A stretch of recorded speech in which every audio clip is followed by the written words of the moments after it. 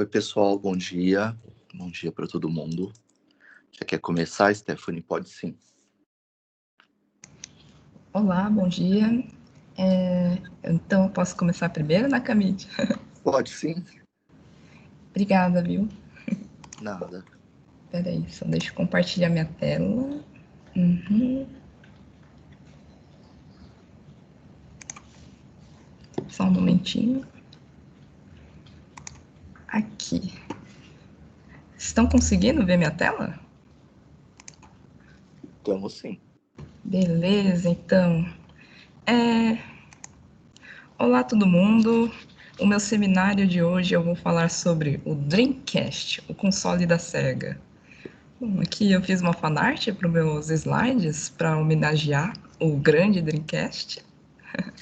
Então, vamos começar. Opa, aqui. Dreamcast, o sonho que não se tornou realidade. Sendo o último suspiro da Sega no mercado de consoles, o Dreamcast sofreu com erros passados e desavenças empresariais. Lançado há pouquíssimo tempo do PlayStation 2, o Dreamcast foi produzido pela Sega e agiu como sucessor do Sega Saturn. Embora o Saturn fosse um console poderoso, ele sofria de uma arquitetura muito complicada, contendo 2 CPUs e chips de vídeo com os quais os desenvolvedores tiveram dificuldade em trabalhar. Assim como ele, o Dreamcast foi assombrado por decisões ruins e um mercado em ascensão. Com o intuito de não cometer o mesmo equívoco quanto aos custos elevados de hardware do Sega Saturn, o Dreamcast chegou ao mercado com uma proposta de barateamento nos custos de produção e de compra do aparelho, juntamente com a premissa de ser o produto mais avançado do mercado. Seu nome era baseado em Dream Broadcast, ou seja, transmissor de sonhos. E falando em sonhos, a linha de acontecimentos do console contém alcances prestigiosos, com uma CPU Hitachi de SH4 e um processador gráfico NEC Power VR2. Estreou, primeiramente, no Japão, em 1998, fazendo um grande sucesso e esgotando cerca de 150 mil unidades em um único dia. Em 1999, Dreamcast continuou batendo recordes, que o acompanhava em seus lançamentos pelo resto do mundo. No Brasil, foi lançado em outubro de 1999 pela Tectoy. Foram vendidas cerca de 9 milhões de unidades mundialmente. Recebeu apoio de várias empresas, sendo elas a Microsoft, que desenvolveu um Developer Kit baseado no Windows CE, permitindo o porte de games de PC para o Dreamcast. O Developer Kit foi um dos responsáveis pelo prolongamento da vida útil do console, após o mesmo ter sido descontinuado. Quando a Sony anunciou o PlayStation 2 e seu DVD integrado, as vendas do Dreamcast despencaram. A Sony conseguiu repetir a mesma estratégia do PlayStation e usar seus vastos recursos para produzir um console que dobrou com um DVD player de alta qualidade mais barato do mercado, superando os próprios produtos da Sony. Mesmo com uma biblioteca de muitos títulos premiados e capacidade de internet embutida, algo que o PlayStation 2 não tinha, o Dreamcast não pôde competir, e a Sega, incapaz de empatar com o Dreamcast, retirou o plug em março de 2001. A Sega nunca mais produziria um console doméstico e se reestruturaria como desenvolvedor de jogos e focaria na produção da sua especialidade, o lucrativo negócio de arcade. Aqui estão as empresas, alguns periféricos que vendiam na época do Dreamcast. E agora, o hardware do Dreamcast. A CPU dele possuía um pipeline de 5 estágios. Até 5 instruções podem estar em execução simultaneamente. Era superescalar de 2 vias, que era um novo tipo de paralelismo com que a CPU poderia processar mais instruções de uma vez só. Uma unidade de ponto flutuante, que calcula os números decimais de 32 bits e os de 64. Uma cache de instruções de 8 KB de cache, e a outra era de 16 KB, cache de dados de 16 KB. Essa proporção é bastante curiosa, pois os consoles tendem a incluir cache de instruções mais do que a de dados. No entanto, o SH4 permite que o cache de dados seja dividido em duas seções, 8 KB de RAM e 8 KB de dados. Assim, uma arquitetura interna de 32 bits, enquanto um conjunto de instruções de 16. Isso aumenta a densidade do código e diminui a sobrecarga de barramento, enquanto ainda aproveita as vantagens de uma arquitetura de 32 bits.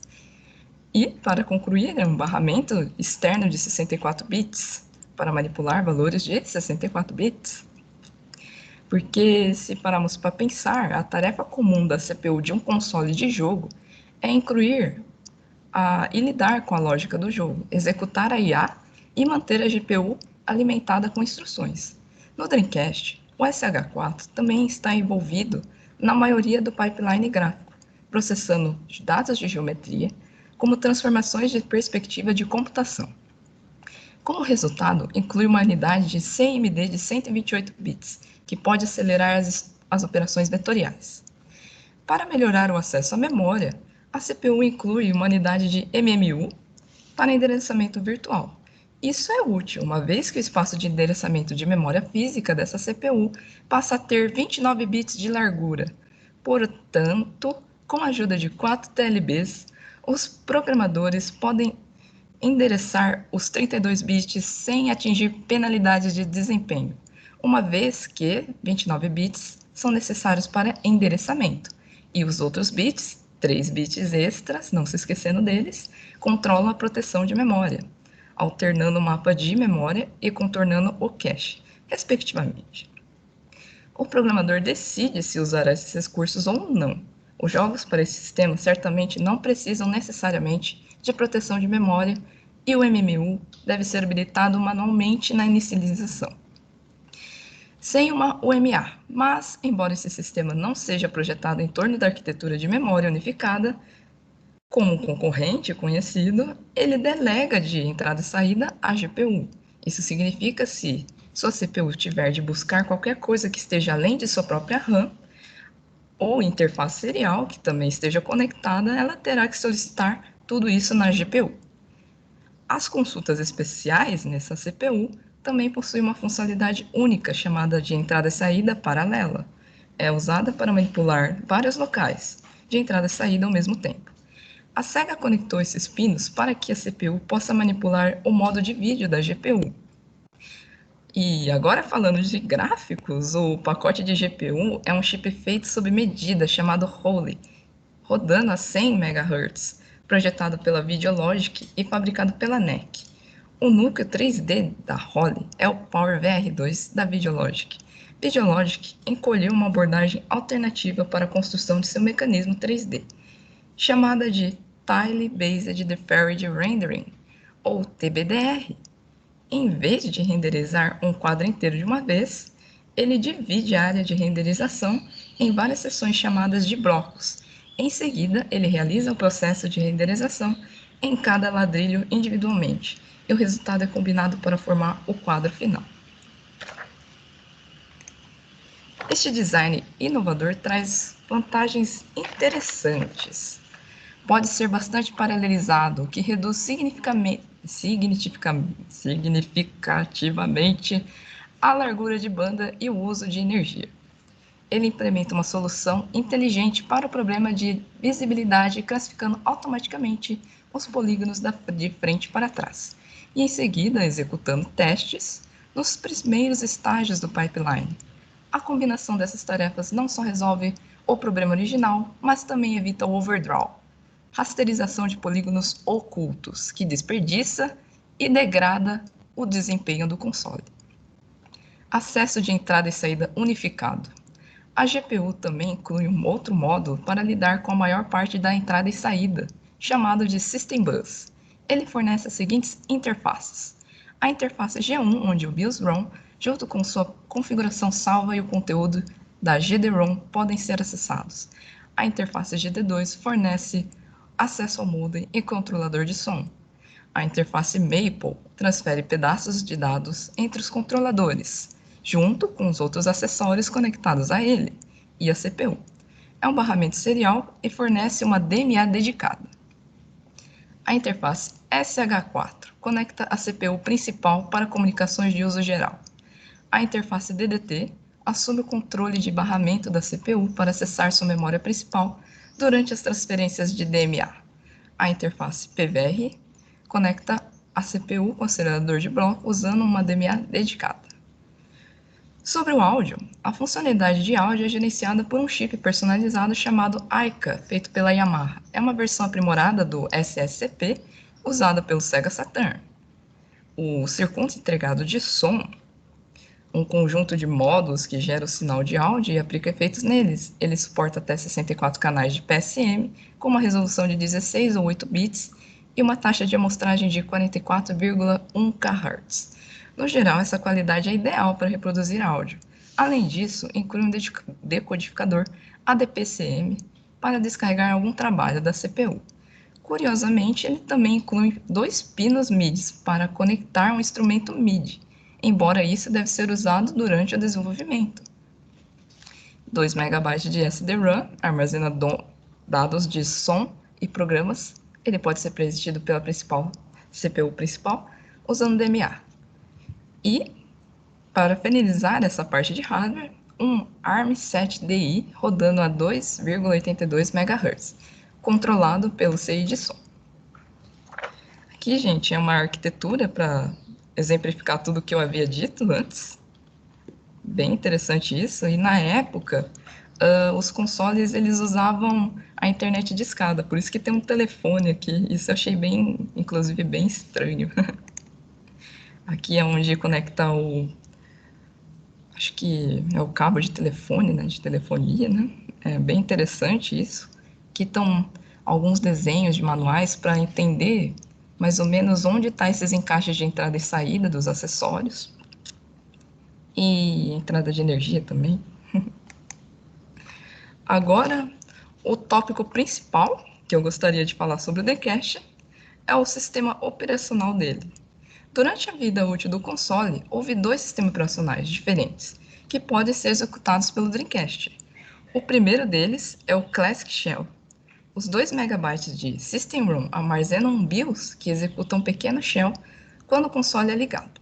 Ele contém uma interface gráfica de usuário simples para permitir que o usuário execute tarefas básicas, assim quais como começar o jogo, se ainda não fez, manipular os dados salvos pela VMU e manipular, tipo deletar o save e tal, tocar uma música, se você colocar um CD-ROM, e outras configurações, por exemplo, data, hora, som e a internet.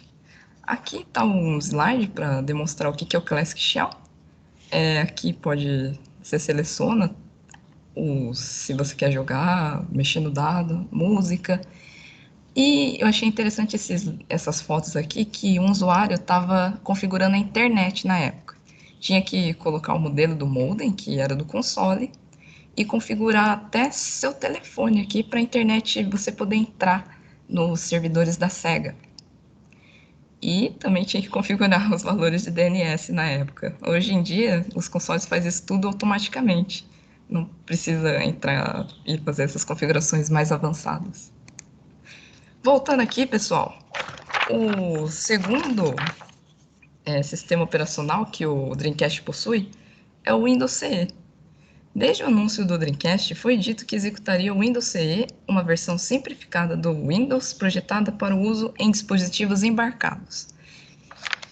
Isso pode ter enganado os usuários que esperavam ver um ambiente de área de trabalho como o Windows CE em execução em seu console. Na realidade, o objetivo desse sistema era muito semelhante ao que o 64 da Nintendo faz, fornecendo aos programadores uma boa camada de abstração para simplificar certas operações. A Microsoft trabalhou com a Sega para trazer o Windows CE para o Dreamcast. O resultado foi um subconjunto de CE com os componentes mínimos necessários para fornecer gráficos, áudio, depuração e compatibilidade com software como o IDE estrela da Microsoft Visual Studio. Alguns desenvolvedores acharam isso muito atraente. Como a estrutura de áudio gráfica incluída do CE não era outra senão a DirectX 6, milhares de jogos para PC daquela época poderiam, em teoria, ser facilmente portados para o Dreamcast. No entanto, as diferenças arquitetônicas entre Dreamcast e PC eram grandes e não dava para ser ignorado. Além disso, a incorporação desse sistema aumentou o tempo de carregamento do jogo. Afinal, o sistema operacional teve que ser carregado de um disco, e o Windows CE consumiu uma parte substancial dos recursos do Dreamcast. No final das contas, o Windows CE forneceu apenas outra opção para os desenvolvedores incorporarem seus jogos. No entanto, um número considerável de jogos Dreamcast acabou sendo escrito usando APIs do Windows e DirectX. E os jogos? O desenvolvimento era feito principalmente em linguagem C ou C++. A princípio, C era a escolha principal, pois os computadores de C++ disponíveis eram inicialmente muito limitados em funcionalidade. A Sega também forneceu um hardware de desenvolvimento na forma de uma torre, semelhante a um PC, chamada de Sega Katana Development Box. Este é o hardware Dreamcast com entrada e saída aprimorada para desenvolvimento. Ele também veio com um CD contendo o Katana SDK oficial, que pode ser instalado em um PC com Windows. No entanto, os desenvolvedores escolheram o Windows CE como sua estrutura principal, mudando depois para Dragon SDK. Eles também tinham DirectX 6 e Visual Studio C++ 6, disponíveis para fazer seus jogos. O Dreamcast possuía uma mídia unicamente exclusiva chamada GD-ROM. Os jogos são armazenados em GD-ROMs, que são apenas CD-ROMs com maior densidade de bits, chegando a 1 GB de capacidade. A velocidade era de 12, que não era muito ruim, em comparação ao Sega Saturn, que ele tinha um leitor com velocidade 2. A plataforma online do Dreamcast era acessada através de um módulo de modem instalado, onde os jogos podiam usar para chamar um serviço dial-up para jogos online. A Sega forneceu 2 serviços, SegaNet, para América e Japão, Dream Arena, na Europa. E aí vocês me perguntam, qual que o Brasil usava? Usava o SegaNet, que era justamente nas Américas, né? Os jogadores tinham que primeiro se registrar em um serviço usando um disco extra que veio com alguns jogos, chamado Dream Key, que fornecia um navegador usado para registrar uma conta. Inicialmente, o Dream Key, como um serviço pré-configurado dependendo da região. Revisões posteriores permitiram aos usuários alterar suas configurações de ISP para se conectar a qualquer um deles. Infelizmente, SegaNet e Dream Arena foram descontinuados depois de 2 anos, porque aí o Dreamcast parou de ser feito, né? Jogos que dependiam exclusivamente dele são inutilizáveis a menos que tais serviços sejam emulados, com ferramentas extras. Uma delas seria o DreamPie, que era uma imagem no Raspberry Pi que os reproduz com a ajuda de alguns servidores mantidos pelas comunidades dos fãs. Agora, se tratando da anti-pirataria Homebrew, o GD-ROM ajudou a inibir a produção de cópias não autorizadas dos jogos e rodá-los em outros consoles. Os jogos Dreamcast também são bloqueados por região, o que significa que um console se recusará a rodar um jogo destinado a uma região diferente. Na prática, as medidas de anti-pirataria foram totalmente inúteis, porque a Sega deixou uma grande porta de fundo aberta, a qual era o MIL-CD, Music Interactive Live CD, ou MIL-CD. É um formato criado pela Sega para estender um CD de áudio com programas interativos. O Dreamcast, infelizmente, é compatível com ele. Agora, alguém descobriu que depois de conseguir ripar o conteúdo de uma GD-ROM e modificar seu formato para aderir ao MIL-CD e gravá-lo em um CD convencional, colocando no Dreamcast, daria certo. Isso fez que uma onda imparável de discos de gravados em ISOs fossem lançados na rede. Alguns problemas surgiram depois, embora os GD-ROMs possam armazenar 1 GB de dados, o CD-ROM só poderia armazenar apenas 700 MB. Então, como os ripadores poderiam encolher os jogos maiores para caber em um CD? Ao recomprimir recomprimir música e gráficos até que se encaixem, eles podem tentar dividi-lo em 2 discos. Afinal, os dados de jogos não eram mais em um único blob, como em um cartucho antigo, mas agora são organizados hierarquicamente em arquivos e diretórios. Aqui, como eu falei, os slides do Classic Shell. Agora, um dos destaques principais do Dreamcast é o VMU. O VMU foi considerado bastante radical em 1998, pois além de ser um meio de armazenar dados Dreamcast, ele atua como seu próprio console, portátil independente, capitalizando uma mania iniciada pela Bandai com seu dispositivo Tamagotchi no final de 1996. Quando conectado a um controle do Dreamcast, ele pode atuar como uma tela extra, mas, se removido, torna-se um sistema com seu próprio D-pad, modo A, AB botões e sleep. Para funcionar por conta própria, um VMU requer 2 baterias CR2032, o que pode causar problemas. Ele não requer baterias para funcionar em um controle Dreamcast, mas se o VMU não tiver mais energia, ele emitirá um gritinho de alerta durante a inicialização do console para alertar o usuário. Assim, um detalhe interessante é que 2 VMUs podem ser conectados entre si, abrindo novas possibilidades, como transferência de dados ou jogos para 2 jogadores. O VMU, teoricamente, há 4 meses antes do console Dreamcast ser lançado, ele entrou no mercado com um jogo conhecido chamado Atsumete Godzilla Kaiju Daishogu VMU, em julho de 1998. Isso era para ver como os usuários iam reagir, se gostou do tamanho e do sistema operacional do VMU, para ver se ele ia ser aceito publicamente, pelo público, porque assim, enquanto o VMU é considerado parte integrante do console Dreamcast, a tela embutida e seus recursos supérfluos levaram um preço alto comparado aos cartões de memória do PlayStation e do 64, que é o do Nintendo. Além disso, as remessas iniciais do console Dreamcast, eles não vinham com os VMUs. E como o Dreamcast não tem memória embutida, como o Sega Saturn tinha, uma compra extra foi necessária para salvar os jogos. Apesar do preço mais alto, a capacidade é comparável ao do PlayStation original, com ambos alegando 128 KB de dados de armazenamento. A Sega não ofereceu um cartão de memória oficial, sem tela, até dezembro de 2000. Quando o cartão de memória 4X foi lançado no Japão, o 4X simboliza os 512 KB de dados disponíveis para os usuários, embora, como cada bloco de 128 KB, seja tratado como um cartão separado pelo console. É quase o mesmo que comprar 4 VMUs separadas. Relação custo-benefício, era melhor você comprar um sem tela mesmo, mas aí não teria a telinha, o sonzinho.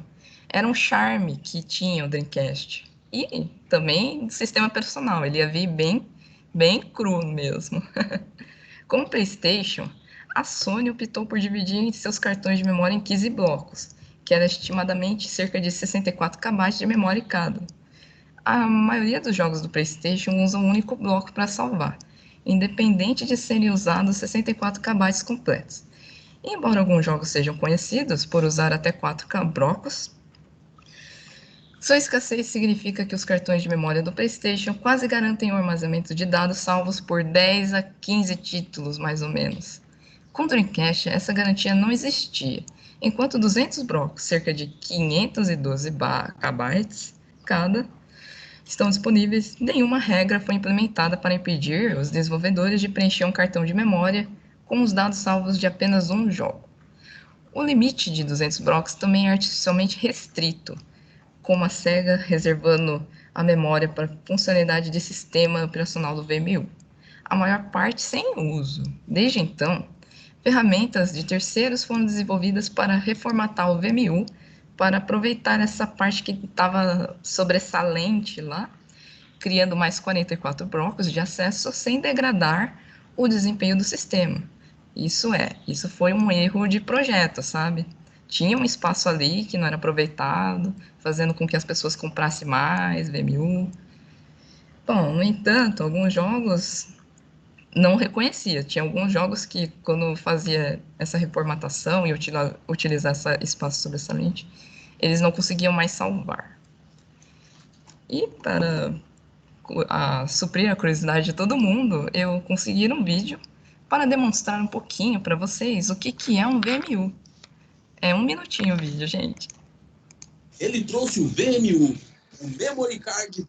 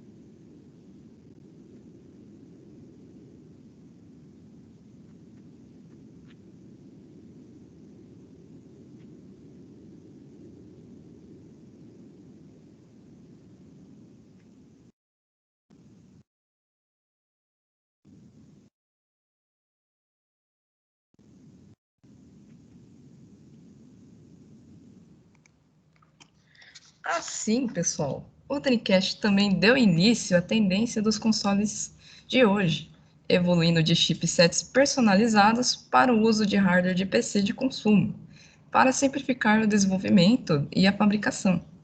Enquanto o uso do Dreamcast e do PowerVR baseado em PC era modesto, o GameCube seguiria não muito depois com uma GPU derivada da ATI e o Xbox da Microsoft levantaria vários passos adiante, consistindo inteiramente em hardware de PC de prateleira. Na 8ª geração, que é a de hoje em dia, né, mas futuramente vamos partir para a 9ª geração, o Xbox One e PlayStation 4 utilizam hardware de PC de consumo totalmente. Com todos os seus recursos inovadores e ótimos títulos, quando a Sony anunciou esse PlayStation 2 e o seu DVD, as vendas do Dreamcast secaram quase que imediatamente, emparelhado com as perdas do mercado japonês desde o primeiro dia que ele foi lançado. A SEGA teve que puxar a tomada, infelizmente. O Dreamcast vive, no entanto, não apenas na mente dos jogadores, onde geralmente é considerado um passo importante na evolução do console, mas também no mundo real. Muitos grandes títulos que começaram no Dreamcast foram posteriormente portados ou tiveram sequências feitas em outros consoles, mantendo as franquias vivas. Quando os servidores do um jogo bem popular chamado Phantasy Star Online foram retirados, os fãs rapidamente se reuniram e montaram seus próprios servidores privados para apoiar a comunidade. Ainda existe um cenário de desenvolvimento próspero e novos jogos indie que são produzidos para o Dreamcast. A história do Dreamcast obteve um final heróico para os empreendimentos de console da SEGA, onde eles erraram tantas vezes e perderam a confiança do mercado. Eles ganharam de volta com um console bem feito. A SEGA aprendeu as lições com o Mega Drive e o Sega Saturn. e homens como Bernie Stoller e Shoichiro Irimajiri garantiram que esses erros não se repetissem. Por isso, ele sempre será eternamente lembrado. Obrigada, pessoal, a todos. E é tudo isso. Fim.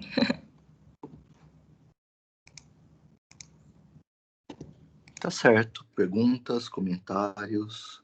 Desculpa ter corrido, Nakamichi, é que era um texto bem longo que eu queria explicar e acabei me empolgando e tal. E consegui terminar em meia hora, assim, sem extrapolar. Uhum. E o que é interessante, assim, é que eu queria destacar bem essa relação dos sistemas que são distribuídos nesse console.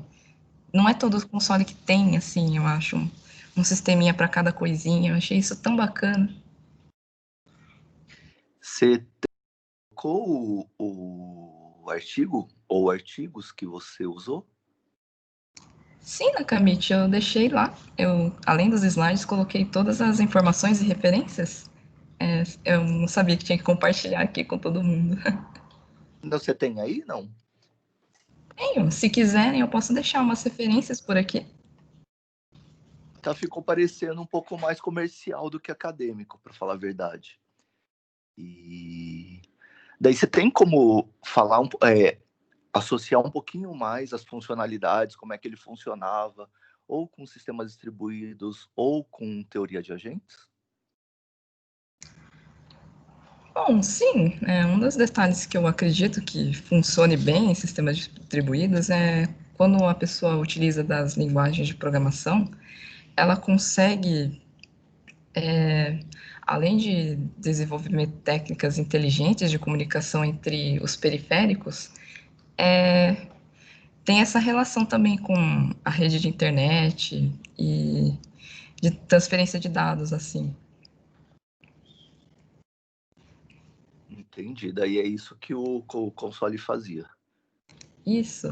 E o legal é que também ele foi um dos pioneiros a implementar essa questão da conexão do sistema com a internet, assim, era bem 1998, era bem Jurássico, era bem no comecinho.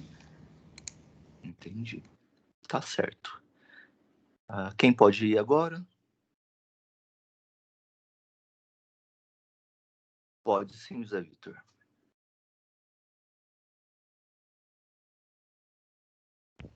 Alô? Nakamichi, consegue me ouvir? Consigo sim, tá dando para ouvir. Eu fiz o trabalho com o Guto. Antes da gente começar, só queria falar uma coisa. É que o meu microfone ele tá um pouquinho estourado. Então, se ele começar a fazer algum trabalho, se ele começar a chiar ou se ele começar a cortar, teria como você me parar, por favor, e falar? Porque De boa. porque eu não Aham. consigo controlar isso. E Aham. eu, e eu não sei. De boa, apresenta tranquilo. Tá bom. Eu vou compartilhar a tela aqui.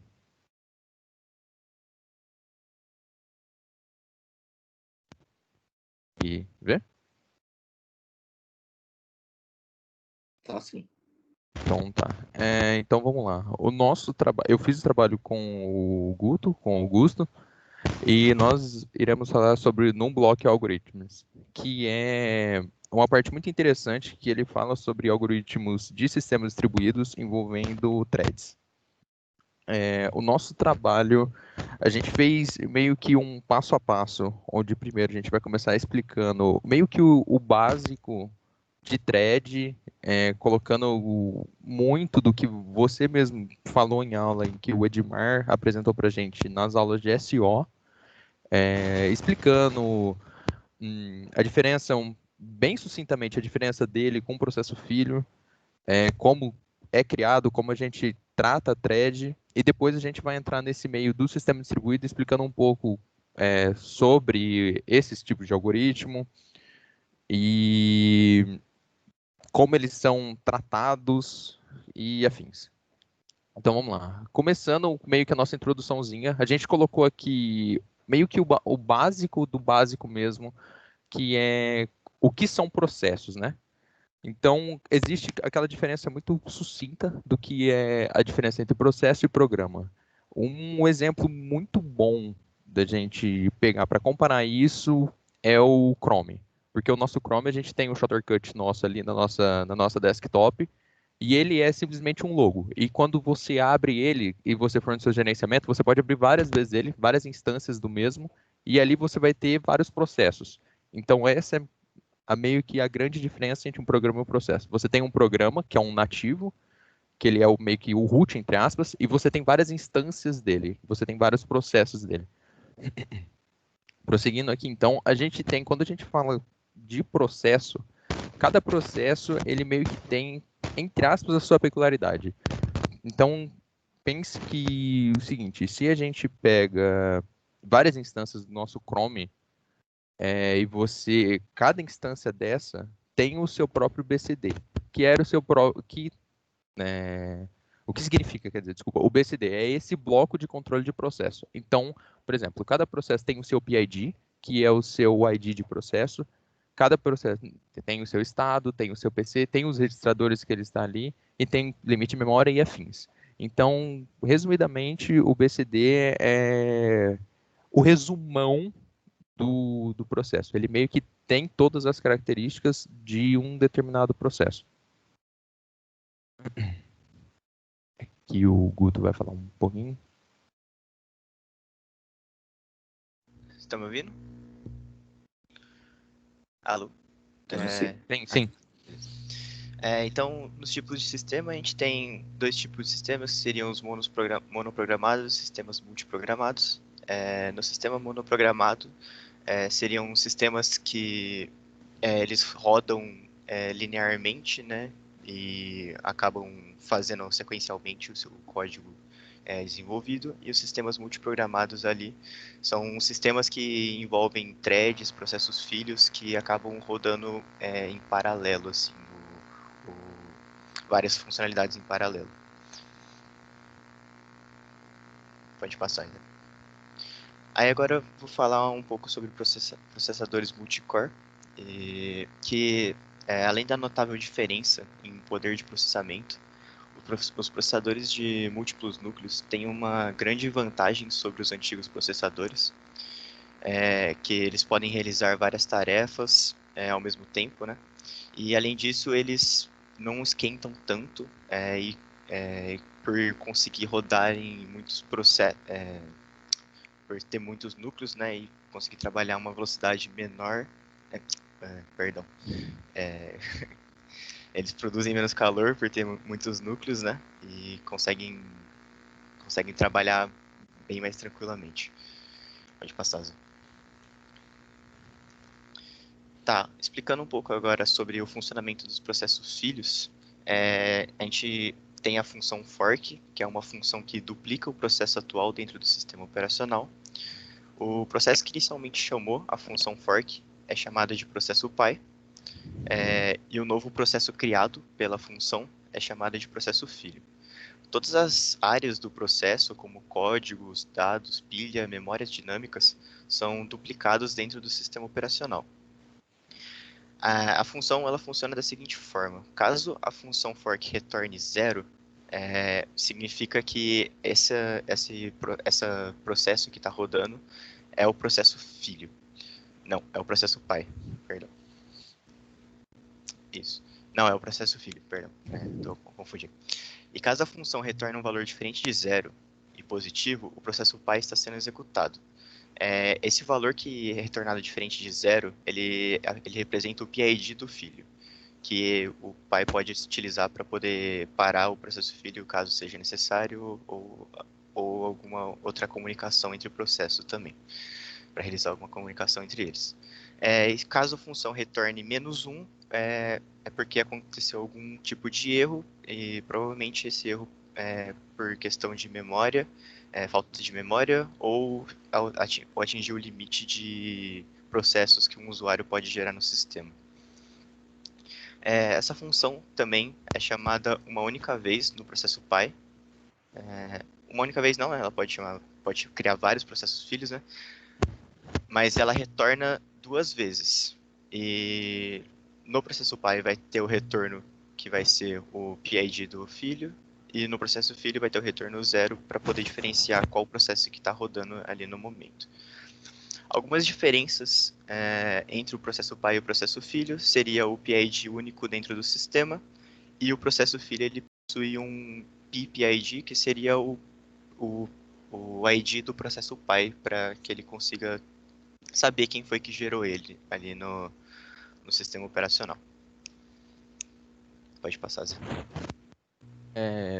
Agora que a gente meio que já passou a parte do processo filho, a gente queria comentar um pouco sobre a thread, que é meio que a estrela do nosso projeto, que ela tem várias diferenças em relação ao processo filho, que ela pode vir a ser muito mais eficaz dependendo do tipo de implementação que você quer. Então, a gente já começa desde do basicão mesmo, que para você primeiro criar, né, as suas threads, você precisa dar um include na pthread.h, que já desde aí a gente já começa já a ter a diferença já com os fork, né, que é o próprio processo filho.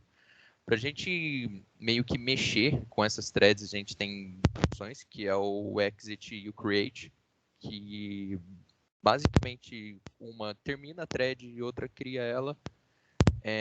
Quando você pesquisa o conceito em si de thread, muitas pessoas, cada um geralmente tem um jeito de explicar o que são threads. Eu gosto bastante dessa, é bem uma teoria dessa fala, que a thread basicamente é um fluxo em execução. Você consegue ver muito bem o seu processo thread fluindo dentro do seu SO. Claro, se você conseguir tratar ela, né, de uma forma correta e sucinta. O que ela tem de vantagem em relação quando a gente compara ela com o fork? Ela consome muito menos memória que o processo filho, porém, isso traz também a robustez. Porque as threads têm um grande problema que, se você usa várias threads entrelaçadas e só uma ocorre um erro em exatamente uma, existe uma grande chance de todo o seu programa dar pau. Acontecer um bug. Só que, e aqui que vai entrar a magia dos non-blocking algoritmos, que a gente vai falar já um pouquinho mais para frente, que nem sempre isso vai ser verdade. Nessa imagem aqui de baixo, a gente trouxe só para a gente meio que mostrar esse exemplinho de como uma thread pode vir funcionar ou não. Então, na figura 2, a gente tem um único processo e um único endereçamento. E a gente tem 3 threads de controle dentro desse próprio processo. E isso é totalmente diferente na nossa figura 1.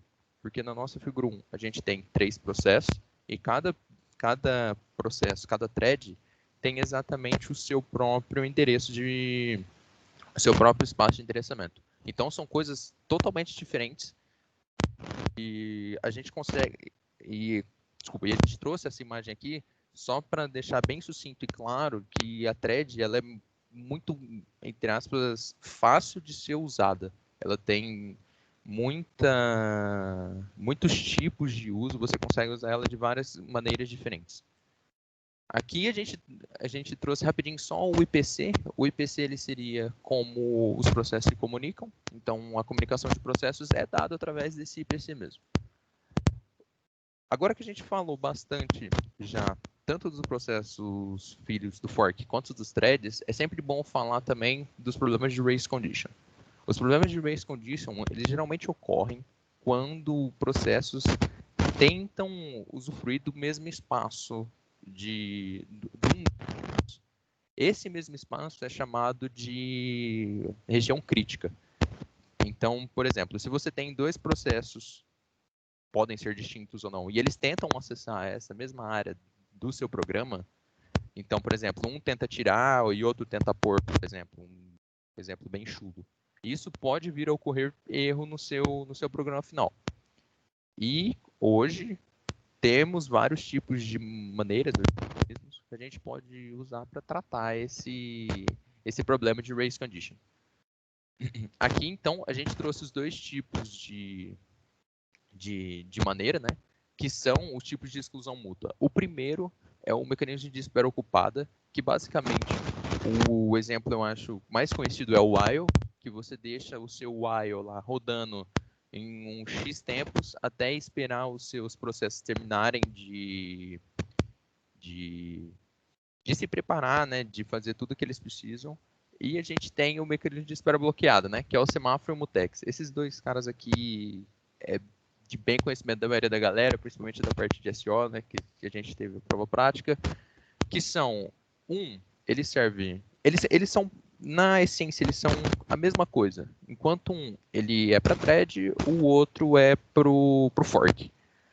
Aí, a pergunta, assim, mais recorrente, quando a gente fala de exclusão mútua, é qual das duas é mais eficiente? O porquê qual desses dois tipos de exclusão mútua é mais eficiente?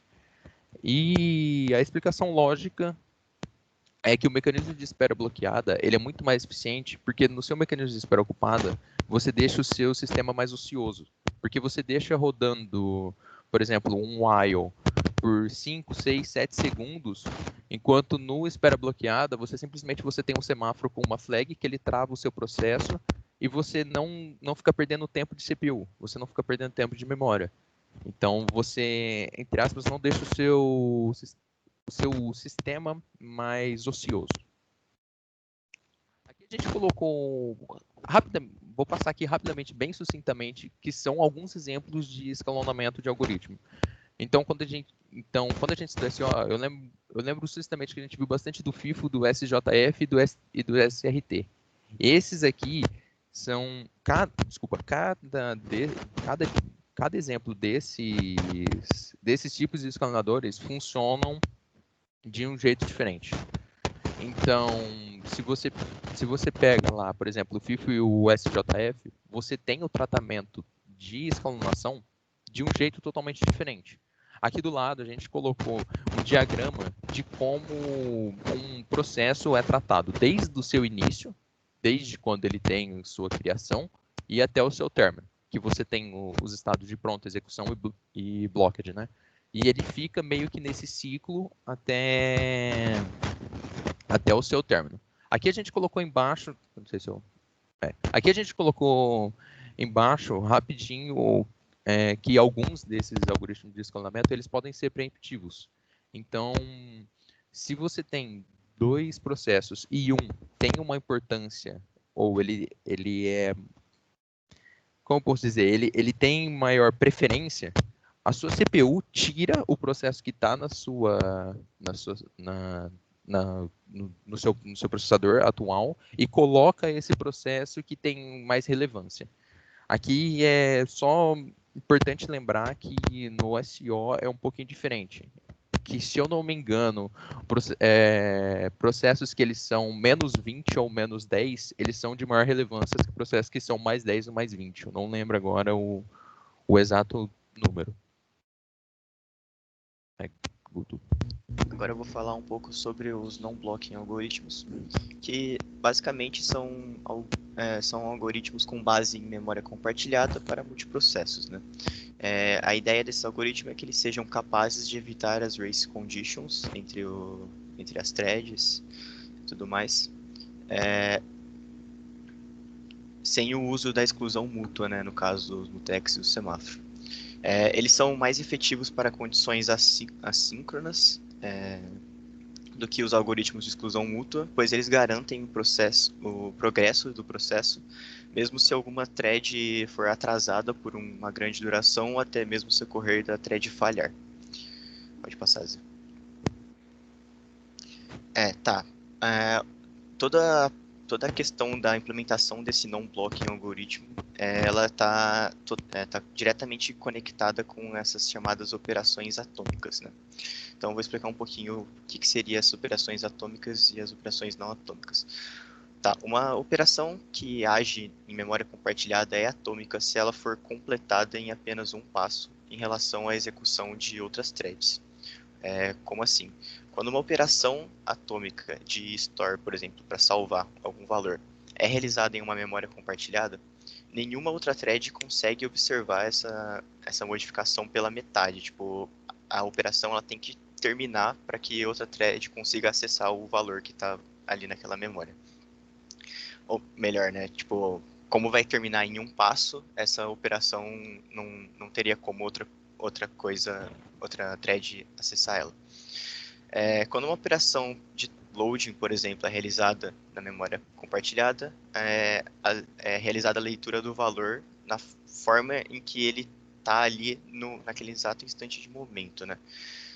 Sem nenhuma interferência de outras threads. E enquanto isso, as operações não atômicas, elas não conseguem garantir essa escrita e leitura sem interferência de outras threads, a não ser que você faça a utilização de mutex e semáforos para exclusão mútua, né? E sem garantia de leituras escritas dos dados em memória compartilhada, esse é o próximo slide, pode passar. Sem a garantia de leitura e escrita dos dados em memória compartilhada, seria basicamente impossível realizar programas sem bloqueio, pois não poderia ser permitido que threads manipulem uma memória compartilhada ao mesmo tempo, entre aspas, né? Pois implicaria em race conditions. Pode passar, Zé. Tá. Mas aí, no caso de um processador, por exemplo, que não tem compatibilidade com essas operações atômicas, como é que resolveria esse problema, né? Então, esses são... A gente está apresentando aí alguns algoritmos que o pessoal do nosso artigo apresentou. Eles passaram bem por cima sobre esses algoritmos, mas eles são algoritmos que são estudados até hoje para melhorar a performance, nesses casos que o processador não tem acesso a operações atômicas.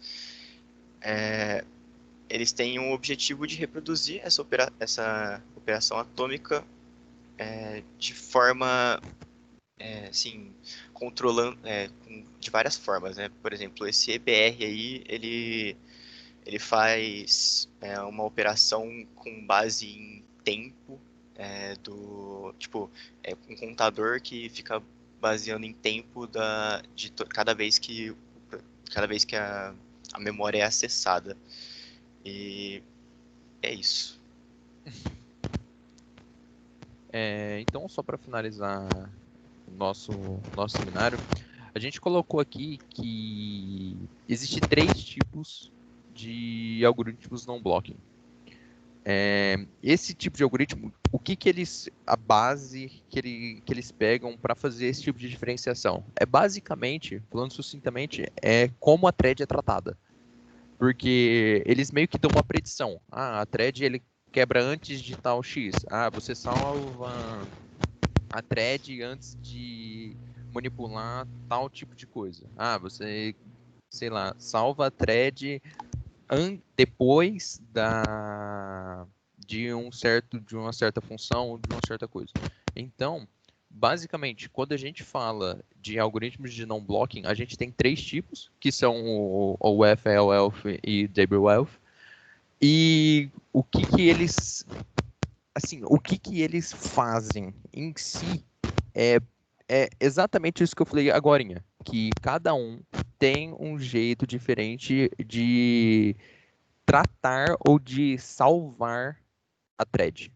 Porque, como o Guto falou anteriormente, a essência do non-blocking é você salvar uma thread para que essa thread não dê pane, não dê pau no resto do seu programa. E essa é a mágica dos algoritmos de non-blocking.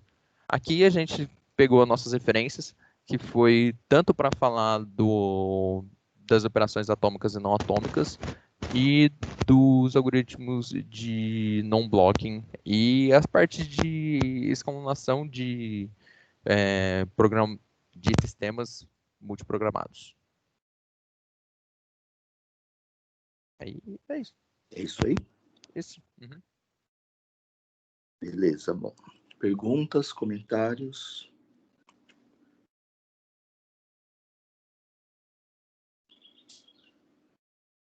Nem sei porque eu pergunto isso ainda, nunca tem, né?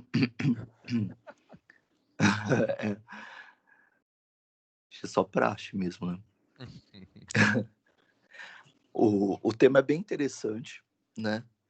E eu senti falta de vocês falarem um pouco mais sobre esses 2 últimos slides aí que tá o legal da apresentação, né? Que traz as coisas mais novas.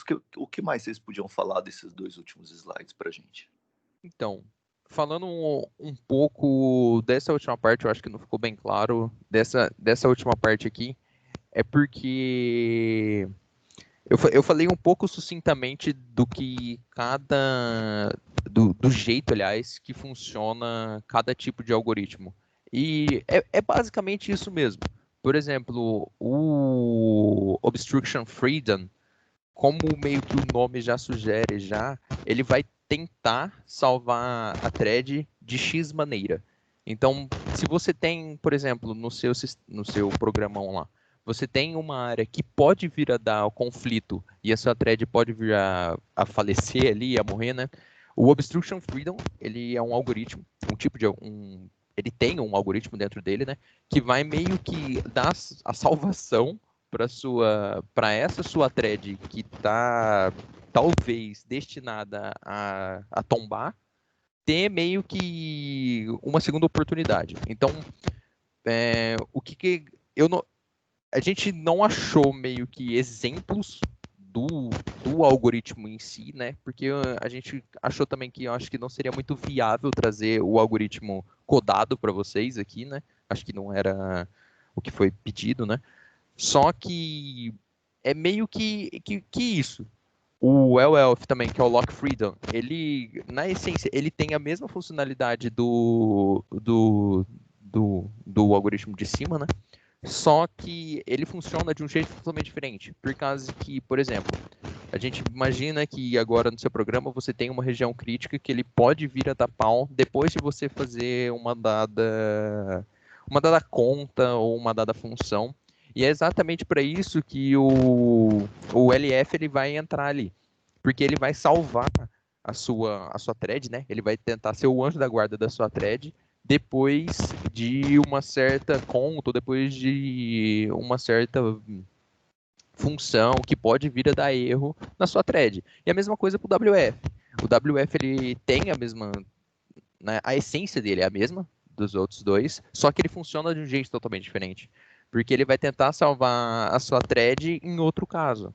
Então, eu acho que o que tinha dessa parte aqui era meio que isso, sabe? A gente meio que tentou introduzir sucintamente a diferença dos três tipos de algoritmo non-blocking e qual é a verdadeira mágica deles, né? É que eles tentam fazer com que, mesmo que uma de suas threads quebrem, o seu programa não vai tombar. Por causa que eles estão ali para fazer isso. Eles estão ali para assegurar que a sua thread, mesmo tombando, você tenha um outro recurso que não vai deixar o seu programa inteiro tombar. Que é uma parte diferente, né? Falando um pouco de thread, diferente do fork. Entendi. Daí, por exemplo, uma das vantagens das threads é ter contexto simplificado e daí Sim. permitir o escalonamento mais rápido, né? Isso aí não diminuiria ou acabaria com essa vantagem? Ter que fazer esses algoritmos adicionais de salvar, enfim. Olha, Nakamichi, tipo, falando assim... Salvar contextos de uma certa forma. Não, eu entendi. Eu acho que, obviamente que eu falar assim agora, não tenho totalmente certeza. Teria que fazer mais pesquisa sobre, obviamente, mas eu acho que não. Eu acho que não iria ocorrer isso, mas, de novo, eu não coloco minha mão no fogo nessa resposta que eu estou te dando agora, porque eu não tenho total certeza. Porque é um assunto muito interessante, só que a gente não chegou aí, assim, a fundo mesmo. Porque o material em si, ele era muito denso, ele era muito condensado. Então, tinha muito termo que eu e o Guto, a gente não sabia e nunca tinha ouvido. E tirando que todo o material era em inglês. Obviamente que o inglês não é um problema, mas como ele usava muito termo técnico, muitas vezes a gente não conseguia entender 100% da teoria. Mas isso provavelmente era resultado de alguma tese de doutorado, alguma coisa bem assim específica. Mas legal, tá joia. Obrigado. Nicolas e Caroline, né? Opa. compartilhar. Tá me ouvindo certinho?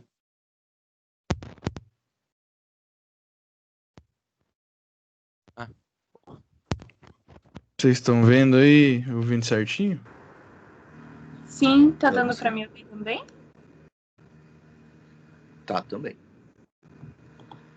Bom dia, meu nome é Caroline Gerbaldo Nakazato Eu sou o Nicolas Cooper. e juntos iremos apresentar o projeto de monitoramento remoto e previsão de incêndio em áreas florestais. Pode ir para a próxima. Em setembro de 2020, foram registrados 6.048 focos de incêndio na região do Pantanal, de acordo com o INPE, Instituto Nacional de Pesquisas Espaciais. O fogo já destruiu 85% do Parque Estadual Encontro das Águas, Refúgio das Onças Pintadas. Dados do INPE também apontam uma perda de 12% do bioma neste ano, cerca de 18,6 km². De acordo com a pesquisadora Sandra Santos, da Embrapa Pantanal, os impactos que os incêndios causam ao bioma são incalculáveis, pois além das plantas e animais, os incêndios também têm grande impacto no solo, que é a base da sustentabilidade da região, e isso influencia na umidade, matéria orgânica e até mesmo nas características químicas, físicas e biológicas dos solos atingidos. Ainda de acordo com a pesquisadora, os incêndios podem devastar a infraestrutura das propriedades, como cercas, construções rurais, redes elétricas, causando perdas inestimáveis para os produtores da região. Focos de queimada na Amazônia superam a média histórica. No final de agosto de 2019, satélites registraram em torno de 26 mil focos de queimadas na Amazônia. O pico de queimadas não passava de 22 mil desde 2010. Somando a Amazônia e Pantanal, o Brasil perdeu cerca de 53.019 km² de mata nativa, devido às queimadas desde agosto. O número é equivalente a 34 cidades de São Paulo, ou quase a soma das áreas dos estados de Sergipe e Alagoas. Outro exemplo seria em 2007, na Grécia e outros países do sul da União Europeia. Durante o verão, ocorreram diversos incêndios florestais devastadores devido ao tipo de vegetação e à condição climática. Além disso, a morfologia do terreno tornou a detecção do incêndio muito difícil. Acho que pode ir para a próxima.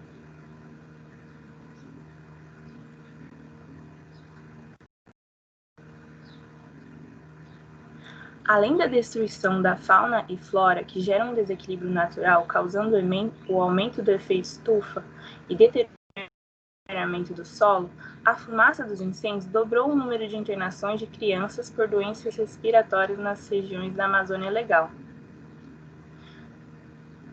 Acho que pode ir para a próxima também.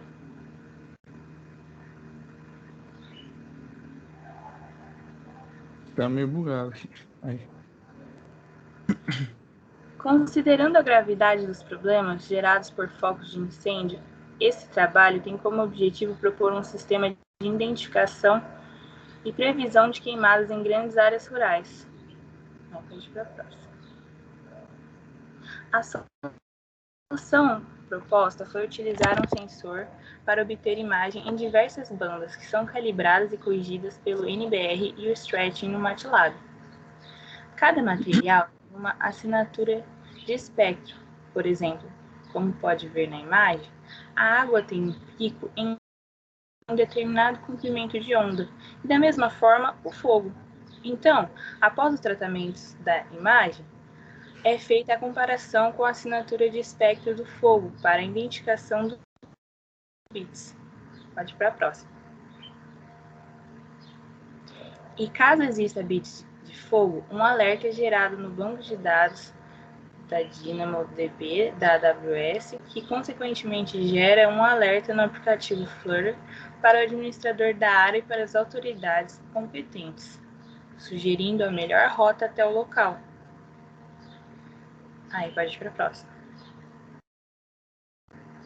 Sistemas de geomonitoramento têm sido amplamente utilizados nos últimos anos, com diversas áreas de aplicações, como recursos naturais, meio ambiente, agricultura, planejamento urbano, tráfego, transporte, estabilidade militar, desastres naturais e business trade. VIRS é um sensor radiômetro de varredura Whiskey-Broom que coleta imagens e medições radiométricas da Terra, atmosfera, criosfera e oceanos nas bandas visíveis e infravermelho do espectro eletromagnético.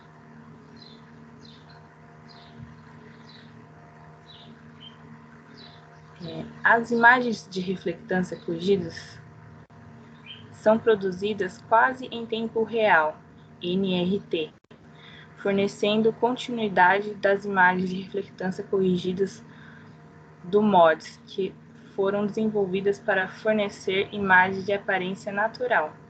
Esses dados são usados para fornecer informações sobre a propriedade e a dinâmica de diferentes fenômenos geofísicos, incluindo propriedades de aerossóis e nuvens, temperatura do mar, da terra e da superfície do gelo, movimento do gelo e incêndios. Os principais usos do VIRS incluem monitoramento e investigação de mudanças e propriedades na vegetação, de superfície, cobertura e uso da terra, o ciclo hidrológico em escala regional e global. A combinação dos conjuntos de dados dos sensores MODIS, AVHRR e VIRS permite a avaliação de como as mudanças climáticas afetaram a superfície da Terra nos últimos 20 anos. O VIRS é um sensor projetado e fabricado pela Raytheon Company a bordo da Suomi National Polar Orbiting Partnership, Suomi-NPP, e o satélite meteorológico NOAA-20. VIRS é capaz de gerar dois fluxos de processamento de dados, que resulta em dois conjuntos diferentes de produtos terrestres. Um é produzido pela NOAA e fornece dados operacionais para o uso do Serviço Meteorológico Nacional. Eles são conhecidos como Registros de Dados Ambientais, EDRs. A outra fonte é a da NASA e tem como objetivo contribuir para a comunidade científica em geral. Eles são conhecidos como os Registros de Dados do Sistema Terrestre, ESDRs. VIRS tem uma largura de faixa de 3.060 km e a altitude média do satélite é de 829 km. Essa largura de faixa é capaz de fornecer uma cobertura completa da Terra ao longo do dia. O instrumento VIRS pode coletar dados em 22 bandas espectrais diferentes do espectro eletromagnético, nos comprimentos de onda entre 0,412 micrômetros e 12,01 micrômetro. A resolução espacial do sensor depende da banda do espectro eletromagnético. Das 22 bandas espectrais diferentes que o sensor possui, 16 são bandas de resolução moderada, bandas N, que tem uma resolução espacial de 750 metros. As outras 6 bandas são compostas por 5 bandas de resolução de imagem que tem uma resolução espacial de 375 metros, chamadas bandas I. Aí pode ir para a próxima. O Whiskey-Broom, ou Spotlight Sensor, também conhecido como Cross-Track Scanner, é uma tecnologia para obter imagens de satélite com câmeras ópticas. É usado para sensoriamento remoto passivo do espaço. Em um sensor de vassoura, usa um espelho para refletir a luz em um único detector. Esse espelho varre o caminho do satélite para frente e para trás, trilhando o solo, refletindo a luz em um único detector, que coleta dados 1 pixel de cada vez. As partes móveis tornam esse tipo de sensor caro e mais sujeito a desgaste. Todos os sensores a bordo da série de satélites Landsat, que é o que a gente usa para o projeto, até o 8, usam o Whiskey Broom. Aí pode pular. Em comparação, nós temos o Push Broom, que às vezes também chamado de Long Track Scanner. Usa uma linha de detectores, né? Ele é um outro tipo de detector, que ele usa uma linha de detectores dispostos perpendicularmente à direção do voo do satélite. Conforme o satélite voa para frente, a imagem é coletada uma linha por vez, com todos os pixels em uma linha sendo medidos simultaneamente. Um scanner Push Broom recebe um sinal mais forte do que um scanner Whiskey Broom, que olha para cada área de pixel por mais tempo. Uma desvantagem dos sensores Push Broom é que os detectores têm sensibilidade variável. Se eles não estiverem perfeitamente calibrados, isso pode resultar em listras nos dados. Pode ir para a próxima. Bom, esse foi um dos trabalhos que nós utilizamos como base para produzir esse sistema, que é um trabalho chamado Deep Learning Based Feature Selection for Remote Sensing Scene Classification, onde basicamente os autores, né, do artigo propuseram a utilização de uma inteligência artificial para pegar uma imagem e vetorizar ela em diferentes regiões, vamos dizer assim, né? Classificar, vamos dizer, as características da imagem, contar essas características e dizer que tipo de região que ela é. E como que isso acontece? Bom, aqui dá para ver, né, a imagem original. Essa daqui é a visão da IA, vamos dizer assim, quando a imagem ela está vetorizada e classificada. E com isso a gente consegue ver a diferença entre áreas rurais, residenciais, tudo. Bom, e como isso acontece? No sistema proposto, utiliza uma imagem de satélite, e é através de uma DBN, uma rede Belief Network, eles geram uma imagem interpretada, onde conseguem vetorizar as características do prédio, do terreno, e eles conseguem falar, aqui é uma área industrial porque tem tantas características, aqui é floresta porque tem tantos, ou aqui é um estacionamento porque tem tantos. Cada região vai ter mais ou menos um número característico dessas regiões. E essa rede proposta por ele, a DBN, funciona basicamente em duas etapas, né? Primeiramente, eles têm a etapa que utiliza as máquinas de Boltzmann para fazer essa vetorização. Também eles, a cada iteração do processo de vetorização, eles realizam ajustes finos nas camadas que percebem essa característica. Aqui são um exemplo do dataset que foi utilizado. Tem vários tipos de terreno, tem florestas, tem vegetação seca, prédios, estacionamentos, então é um dataset bem diversificado. E aqui a gente pode perceber que quanto menor o número de características, maior erro elas tinham. Não, desculpa, ao contrário. Quanto maior o número de características, menor o erro. Aqui há uma matriz apontando os resultados obtidos, né? Onde a diagonal principal são os resultados assertivos que o sistema proposto por eles tiveram. Aqui no eixo X nós temos o original, né? O que seria o original. E no Y, o que seria o chute, vamos dizer. Então a diagonal principal ela mostra os acertos. E aqui quais pontos foram errados fora da diagonal. O que a inteligência achou que era uma coisa, mas na verdade era outra.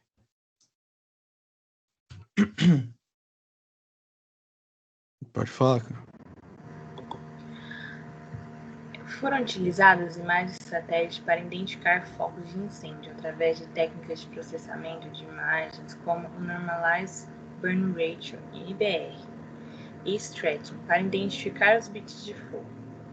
O NBR é um índice que está relacionado à radiação absorvida pela vegetação, no qual, diferente da vegetação saudável, a vegetação queimada representa uma absorção dos comprimentos de onda de 0,725 micrômetros a 1,1 micrômetro, NIR, e uma reflexão dos comprimentos de onda de 1,4 micrômetros a 3 micrômetros, SWIS, sendo utilizado para medir e mapear a vegetação queimada em uma área.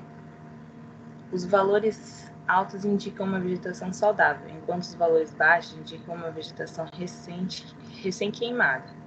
Esses índices podem ser calculados de acordo com a equação mostrada no slide, onde NIR é a reflectância da banda dos comprimentos de onda infravermelho e C é a reflectância dos comprimentos de onda de infravermelho de onda curta. Pode ir para o próximo. Outra técnica de processamento de imagem utilizada é o Normalized Difference Vegetation Index, NDVI, onde é possível analisar a vegetação seca, que contribui para o aumento do risco de incêndio.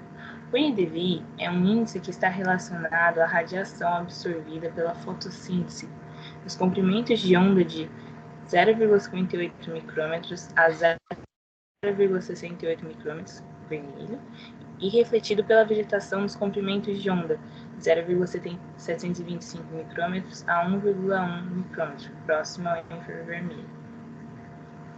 Sendo utilizado para medir e mapear a densidade de vegetação em uma área. Esse índice varia de -1 a 1 e pode ser calculado de acordo com a equação disposta aqui na parte de baixo do slide, onde NIR é a reflectância da banda dos comprimentos de onda infravermelho e RED é a reflectância dos comprimentos de onda vermelhos. Pode ir para a próxima. Através da fórmula de Monte Alegre, FMA, é possível calcular o risco de incêndio da região monitorada, que utiliza a umidade do ar medida a 1 hora da tarde e o número de dias sem ou com pouca chuva.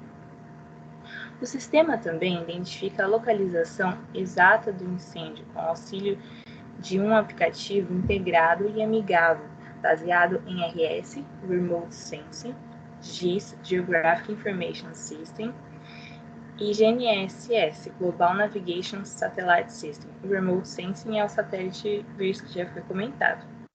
GNSS refere-se a uma constelação de satélites de cobertura global, que provê sinais a partir do espaço a fim de fornecer dados de posicionamento aos receptores em solo. Exemplos de serviços são o GPS dos Estados Unidos da América e o Galileu da Europa. Um sistema de informação geográfico GIS é um sistema de hardware, software, informação espacial, procedimentos computacionais e recursos humanos que permitem e facilitam a análise, gestão ou representação dos espaços e dos fenômenos que neles ocorrem. O GIS, também conhecido como SIG em português, pode funcionar como uma base de dados com informações geográficas, dados alfanuméricos, que se encontra associada por um identificador comum aos objetos gráficos de um mapa digital. Dessa forma, assinalando um objeto, pode-se saber o valor do seu atributo e, inversamente, selecionando um registro da base de dados, é possível saber a sua localização e apontá-la no mapa. O SIG separa a informação em diferentes camadas temáticas e armazena independentemente, permitindo trabalhar com elas de modo rápido e simples, permitindo ao utilizador a possibilidade de relacionar a informação existente através da posição e topologia dos objetos, com o fim de gerar nova informação. Os modelos mais comuns em SIG são o modelo raster ou matricial, e o modelo vetorial. O modelo matricial centra-se nas propriedades do espaço, compartimentando em células regulares, habitualmente quadradas, mas pode ser retangular, triangular, hexagonal. Cada célula representa um único valor. Quanto maior for a dimensão de cada célula, a resolução, menor é a precisão ou detalhe na representação do espaço geográfico. No caso do modelo vetorial, nós utilizamos o modelo matricial. No caso do modelo vetorial, o foco das representações centra-se na precisão da localização dos elementos no espaço. Para modelar digitalmente as entidades do mundo real, utilizam-se essencialmente 3 formas espaciais: o ponto, a linha e o polígono. É um sistema constituído por um conjunto de programas computacionais, o qual integra dados, equipamentos e pessoas com o objetivo de coletar, armazenar, recuperar, manipular, visualizar e analisar dados espacialmente referenciados a um sistema de coordenadas conhecidos. A forma vetorial, o modelo vetorial, é como nós fazemos para coletar a região que o usuário deseja monitorar. GIS tem um importante papel na localização, pois inquire características de um lugar concreto e também nas tendências, pois faz comparação entre situações temporais ou espaciais distintas de alguma característica, e nas questões da rota, pois auxilia no cálculo de caminhos ótimos entre 2 ou mais pontos. Pode ir para a próxima. Bom, para estar realizando o desenvolvimento desse nosso projeto, foi feito inicialmente uma pesquisa de mercado, né, a fim de avaliar os projetos já existentes, né, concorrentes, etc. Então, nós conseguimos encontrar 3 projetos que têm uns pontos semelhantes, que poderiam ser nosso concorrente, mas ele ainda assim tem diferenças com os nossos projetos. Por exemplo, o primeiro projeto apresentado ali, o monitoramento de queimadas em tempo quase real do INPE, ele não possui nenhum alerta de risco, nem sugestão de melhor rota, e também não apresenta sugestão de tomada de medida de segurança, né, que o nosso sistema apresenta. Também o CRT, o Graphic Display System of Automatic Fire Alarm System Based on GIS, ele é um projeto de alarme de incêndios mais voltado para edifícios. Então, e ele utiliza o GIS para auxiliar as vítimas nas rotas de fuga dos edifícios. E também tem como outro concorrente o Intelligent Fire Wiring System Based on Fuzzy Extension Constraint Algorithm, que ele é um projeto inteligente, né, baseado em fuzzy, lógica fuzzy, e ele é mais voltado para análise de imagens, utilizando os conjuntos fuzzy, para identificar foco de incêndio através de fumaça. Então ele tem essa pequena diferença no nosso projeto. Se falar que o único que tem previsão de risco seria o projeto do INPE. Seria também um dos pontos mais chaves do nosso projeto. Esse foi o cronograma que a gente realizou o projeto, né? Cronograma básico, vamos dizer assim, onde basicamente a gente levantou 6 meses para realizar os diagramas, realizar a pesquisa de mercado, realizar formulários para consultas, para sugestões, para conversar mesmo sobre as necessidades desse produto, se ele era uma necessidade real, né, se ele precisava ser feito. Depois começamos a implementação do sistema. Primeiro a gente implementou o back-end, depois a gente partiu para a implementação da detecção do fogo, etc. O modelo de negócio também, como não é muito foco aqui, eu vou passar mais rapidinho, mas tem uns pontos interessantes, que seriam, por exemplo, as parcerias chaves do SGS, que é um órgão que provê imagens de satélite de domínio público, e o INPE, que também tem um sistema de de incêndio semelhante, e ele também provê imagens de satélite públicas, vamos dizer assim. Esse sistema, como ele funcionaria através de um aplicativo, ele seria mais voltado, né, com receita para mensalidade, e qualquer pessoa poderia estar utilizando ele. Mas o foco principal seriam, por exemplo, corpo de bombeiros, né, órgãos públicos que poderiam estar protegendo áreas de interesse, áreas protegidas, e também donos de terras.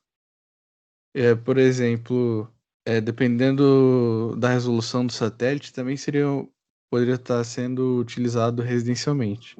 E como eu comentei, dependeria da resolução do satélite ser capaz de cobrir uma área maior, né, ter mais resolução dos pixels, vamos dizer assim. Então, cada pixel cobrir uma área menor, tirar com mais detalhes a imagem. Bom, e o que seria esse sistema?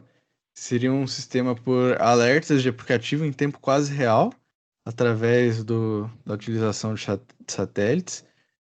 E o ponto diferencial seria o alcance global, né? Justamente por utilizar satélites. O tempo quase real que nós estamos aqui vai depender também da rotação do satélite em torno da Terra. Mas através da utilização de mais satélites, mais fontes, também seria possível reduzir esse tempo. Outro ponto diferenciais seria os alertas preventivos, onde detectado o risco de incêndio em uma determinada área, as pessoas que tivessem interesse naquela área, como, por exemplo, uns bombeiros estariam interessados aqui em Campinas em proteger a mata da Santa Genebra. Então eles iam lá, logavam no aplicativo, ia ter na área de interesse para eles, e quando tivesse um risco de incêndio lá na mata, eles recebiam uma notificação no aplicativo, eles poderiam tomar medidas preventivas, como por exemplo, fazer um acero, ou deixar o terreno mais úmido, alguma coisa que pudesse dificultar o fogo. Outros benefícios incluem a cobertura global, como eu comentei, devido ao satélite, as tomadas de ações emergenciais preventivas, os alertas por aplicativos e o envio da localização do foco de incêndio ou do possível, vamos dizer, do alerta preventivo por GPS. Como oportunidade de mercado, viu que tinha uma necessidade muito grande, né, vendo projetos semelhantes, foi investido cerca de 6 bilhões de reais a fim de garantir segurança em áreas industriais, prédios, comerciais, condomínios, através de aplicações de tecnologia de IoT. Está cada vez mais popular hoje em dia. Também através de pesquisas viu que esse projeto tinha bastante interesse. O desenvolvimento dele foi focado em 3 fases. Primeira, né, na realização do processamento de imagens do satélite, relação da imagem com as coordenadas e do alerta. Depois é a fase de processamento de dados, de temperaturas, desmatamento, etc., que podem estar indicando fatores de risco de incêndio. E a terceira fase seria a aplicação de uma inteligência artificial que interpretaria esses dados históricos e realizaria alertas preditivos na tomada de decisão. No momento a gente está na fase 1, que é uma fase de prova de conceito, né? A gente validou a ideia do projeto, é funcional, é viável. E seguiremos para as próximas fases. A gente também realizou uns diagramas, eu vou passar mais rapidinho por eles. E esse é um diagrama de FD nível 0 que representaria basicamente um esquemático assim, por cima do sistema. Que eu vou passar rapidinho porque eu tenho um diagrama mais interessante, mais para frente. Né, onde o sistema seria capaz de detectar, prever alertas de incêndio através das imagens dos satélites. Seria capaz de alertar o corpo de bombeiros e também os latifundiários. Esse aqui seria o nosso diagrama de pacotes, né, onde a gente receberia as imagens. Aqui é o diagrama de Tikal, onde a gente identificou as necessidades, tudo do sistema. Depois, se vocês quiserem, tiverem alguma dúvida, a gente pode estar voltando neles. Que é um diagrama de casos de uso, onde representa as interações do sistema. Diagrama de classe, não sei se dá para ver aqui na apresentação, não sei se está pequenininho. A gente apresenta as funções, sistemas, dados, etc. Diagrama de sequência, onde nós temos cenários hipotéticos, né, vamos dizer assim, das possíveis ações. Diagrama de estados, onde, aqui seria um dos níveis de incêndio. Aqui temos alguns protótipos de tela do aplicativo que elaboramos, onde o usuário pode logar ou como corpo de bombeiros ou como administrador, né, realizar chamadas telefônicas, recebe aqui algumas sugestões de que ele pode estar realizando. Aqui ele demarca o terreno dele formando um polígono na tela. Aqui também temos imagens, por exemplo, de alertas, né, no mapa. Aqui a gente pode ver os alertas, tudo bonitinho. E essa daqui é a imagem que eu queria chegar, que ela representa um esquemático mais atual do que a gente está fazendo. A gente recebe a imagem do satélite. Atualmente a gente está pegando da NASA, que ela também disponibiliza imagem do domínio público. Estamos tratando essa imagem, identificando os bits de fogo e enviando ela com SNS da Amazon para a AWS Lambda. Daí vai ter todo o pensamento, né, vamos dizer assim, tratamento dos dados, que vai tratar esses dados, armazenar no banco, etc., e vai enviar no Firebase. Aí o Firebase vai identificar de quem que é uma notificação que surgiu desse SNS, né, a notificação do fogo, e vai enviar para o aplicativo da pessoa. Aqui a gente tem algum exemplo de mais visual, né, da identificação do fogo. Na imagem original, o fogo não fica tão aparente assim. Essa aqui é uma imagem em cores falsas, vamos dizer assim, que é o que FCC representa em inglês. Então a gente pegou as imagens do comprimento de onda do infravermelho curto, do próximo infravermelho e do aerosol costal, que é mais imagem, vamos dizer, pega mais de umidade. Então, formando essas cores, vamos dizer, falsas, o MATLAB interpreta elas como RGB, as três, né, como vermelho, verde e azul. Então, ele interpreta essas cores e a gente acaba conseguindo identificar o fogo mais facilmente. E aqui é a identificação do fogo através do NBR. A gente consegue ver que a areazinha mais vermelha é onde tem o fogo. E essa área em volta que ela é desprezada na hora do cálculo. Bom, então a gente conseguiu, concluindo, né? A gente conseguiu desenvolver um sistema de detecção de incêndio em áreas rurais que alerta o administrador propriedade, é capaz de alertar o corpo de bombeiros. E a gente concluiu com isso que o projeto é factível, porque nós pesquisamos, né, na literatura, tudo, e não encontramos nenhum projeto semelhante. E como continuação, a gente prevê a implementação da previsão de incêndios. Próximo passo. Essa foi a equipe que elaborou o projeto, né, composta pela Caroline, por mim, pelo Charles, pelo Marco e pela Stephanie.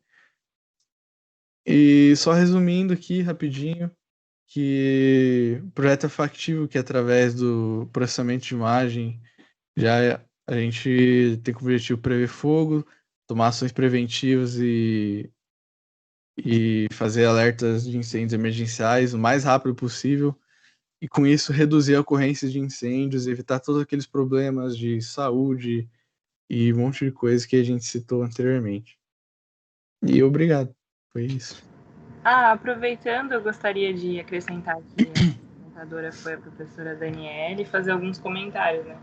Que, por exemplo, o acero que o Nicolas comentou, não sei se todo mundo sabe o que é, mas é cavar um buraco, por exemplo, na propriedade, na fazenda, na floresta, sei lá, cavar um buraco para impedir que o fogo passe daquele espaço, né? Porque o fogo não passaria pelo buraco, vamos dizer assim. E essa foi uma das sugestões feitas pelo Corpo de Bombeiros do Taquaral, que a gente foi até lá conversar com eles, né, ver o que eles achavam dos projetos. A gente fez toda uma pesquisa, né, com os usuários, que foi comprovado que seria uma boa utilização, tanto para o Corpo de Bombeiros, quanto para pessoas que têm propriedades, né, que administram propriedades rurais em grandes áreas. Também gostaria de comentar um pouco da parte... Por que eu falei tanto do satélite, né? Quando nós fizemos a apresentação no simpósio, foi questionado a seguinte parte: quando você traça o monitoramento, né, para a área que você quer monitorar, qual seria o tamanho máximo e o tamanho mínimo dessa área? Bom, isso depende da resolução do satélite, como foi comentado. Deveria ser o tamanho mínimo de 1 pixel, né? E como foi comentado anteriormente, o satélite depende ali, tem 350 metros a 750 metros, o maiorzinho, que pega o pixel, assim, né? 1 pixel representa essa área. Então, essa que seria, assim, o tamanho mínimo da área, vamos dizer assim. E em relação ao projeto do Fuzzy, né? É um projeto um pouco diferente, porque ele capta não através de imagens de satélite, ele capta por uma câmera instalada numa torre. Então, ela já é um processo um pouco mais, vamos dizer assim, invasivo. Numa floresta já você teria uma dificuldade, né, de ter esse tipo de equipamento. Então, ele capta essa imagem e faz a análise, né, por fuzzy, para identificar a fumaça. E serve para locais, vamos dizer assim, menores, por exemplo, serviria numa parte urbana também, serviria, né, porque ele detecta a fumaça. Agora o nosso seria já para uma parte mais rural, ou uma floresta, por exemplo, onde você tem difícil acesso ao local, né, para você monitorar a área de forma remota mesmo. E é isso que eu queria acrescentar. Muito obrigada.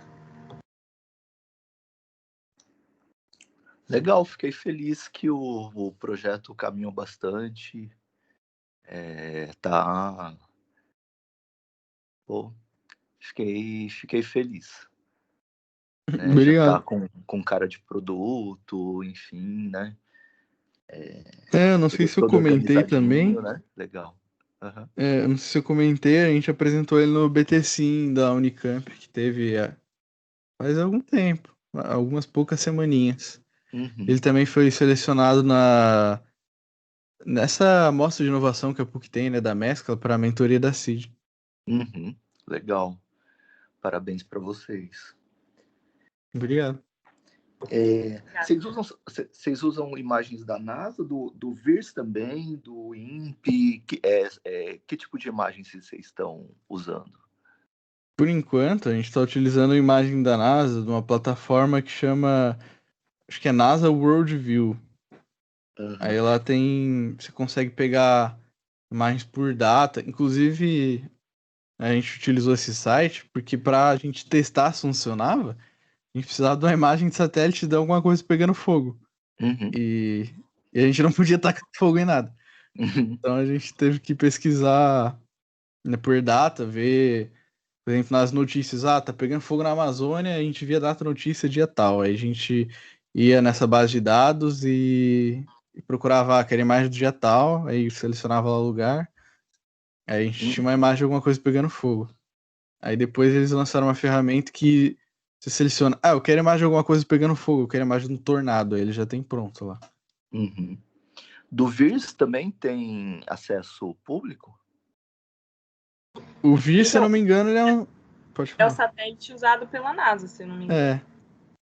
O VIR é que, assim, tem a NASA, por exemplo, eles lançam o satélite modelo VIRS. Uhum. Geralmente ele faz parte de uma constelação, os da NASA, acredito que seja a constelação do GPS.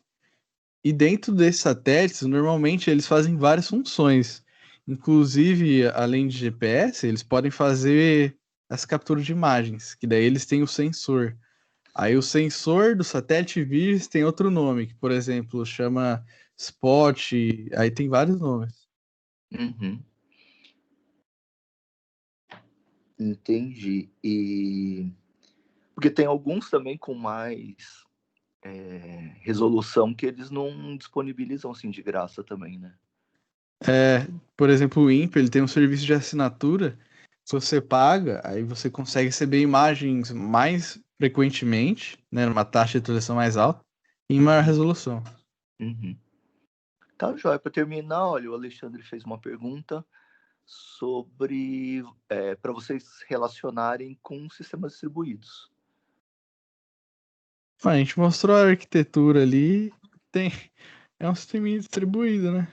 Deixa eu ver se volta na imagem. Peraí.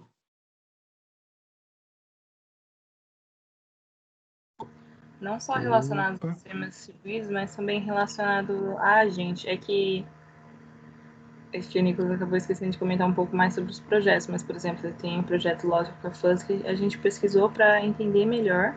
Né? Nós fizemos várias pesquisas com outros projetos já realizados para entender melhor, e um deles foi utilizando o agente, né, de Logic for Fuzz, foi isso que eu comentei depois. Desculpa que eu não consigo ler a pergunta direito, porque tô com a apresentação aqui. A pergunta é, eu não entendi muito bem a relação do projeto com o assunto da matéria, sistema distribuído. Vocês poderiam explicar novamente esse ponto?